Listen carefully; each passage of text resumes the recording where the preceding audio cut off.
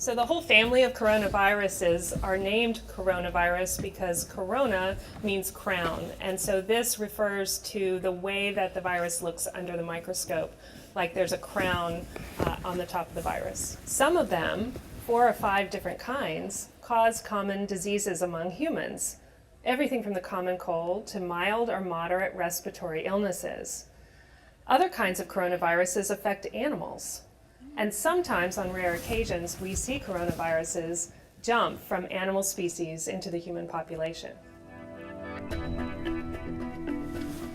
The 2019 novel coronavirus is getting a lot of attention now because it is a new kind of coronavirus we haven't seen among humans before. The theory is that it may have jumped from an animal species into the human population and then begun spreading. We have seen some people that have died of this disease, and we know that there are already thousands of cases. So people are concerned because we don't yet know exactly how severe the disease will be or how far it will spread. When a new virus emerges, we often have to learn much more about it. And one of the things that we question is, how does it transmit from person to person? We know that most respiratory viruses are spread by large droplets that come out when people cough and sneeze and stay aloft usually for about 6 feet in front of them. They land on surfaces and then can also be transmitted between person to person by touching those surfaces, such as doorknobs or other surfaces. Other viruses can spread in the air and stay aloft for a longer period of time in small droplet nuclei.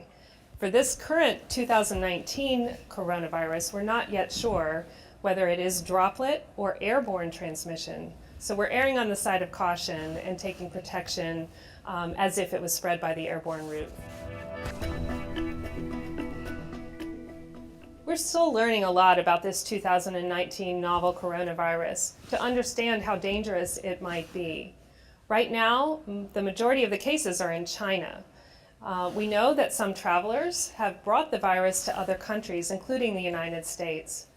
I think one of the main things to keep in mind is that this is respiratory virus season, and we have other respiratory viruses like influenza that we need to take precautions because we know we have thousands of cases and thousands of deaths in this country every year from influenza. Given the ongoing transmission of the virus in China, we have a travel alert that was issued by the Centers for Disease Control and Prevention. So at this time, until we know more, avoid non-essential travel to China. Johns Hopkins Health System and health systems across the nation are busy right now preparing to safely identify, isolate, evaluate, and care for patients with the 2019 novel coronavirus. We have the capability of doing this safely by utilizing personal protective equipment, by implementing travel screening so that we can quickly identify patients who have risk factors for the disease, and then implementing isolation precautions, the use of personal protective equipment, and other measures to make sure that we limit the spread of the virus. At the Johns Hopkins Hospital and throughout our health system, we routinely care for patients infected with diseases that are spread by the airborne route. So we have expertise to do this safely. When a new virus comes along that has unknown risks, we have extra measures that we can put in place, including our biocontainment unit that can advise us and put plans in place to safely care for these patients.